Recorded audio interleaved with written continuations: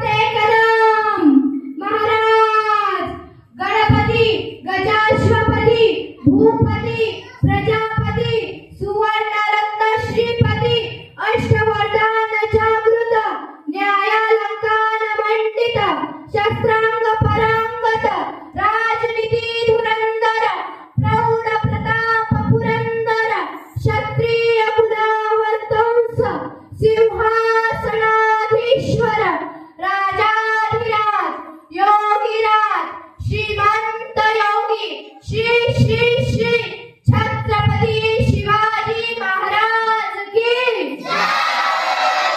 जय भवानी। नमस्कार, माझे नाव वैष्णवी गणेश मोरकडे आहे। मी इयत्ता 8वी मध्ये शिकते। आज आपल्या शाळेत श्री छत्रपती शिवाजी महाराज यांचा जन्म सोहळा साजरा करण्यात येत आहे। प्रथम मी त्यांना श्रीमान मानाचा मुजरा अर्पित करते व माझ्या 2 शब्दांकडे वळते।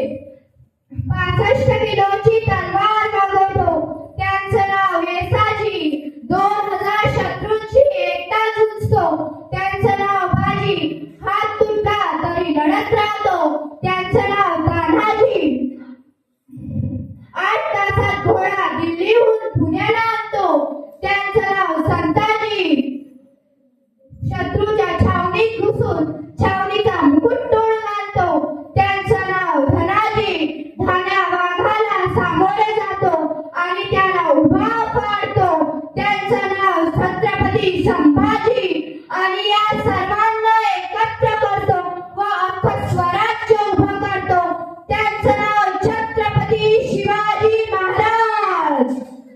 जगणारे ते मावळे होते जगवणारा तो महाराष्ट्र होता, जगणारे ते मावळे होते जगवणारा तो महाराष्ट्र होता, स्वतःच्या कुटुंबाला विसरून रयतेची काळजी घेणारा फक्त माझा राजा होता, फक्त माझा राजा होता।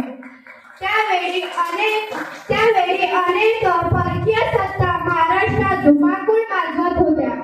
मुघलांच्या कैदेत लाखो मराठे खितपत पडले होते, स्त्रियांची अब्रू लुटली जायची, त्यांच्या कुंकवाचा धनी मारला जायचा, शेतकरी कैवारी नव्हता, आणि अशा या परिस्थितीत महाराष्ट्राच्या भूमीला हवा होता एक झंकार, पेटता अंगार, आणि त्यावेळी ती वेळ आली, सह्याद्रीची गर्जना झाली।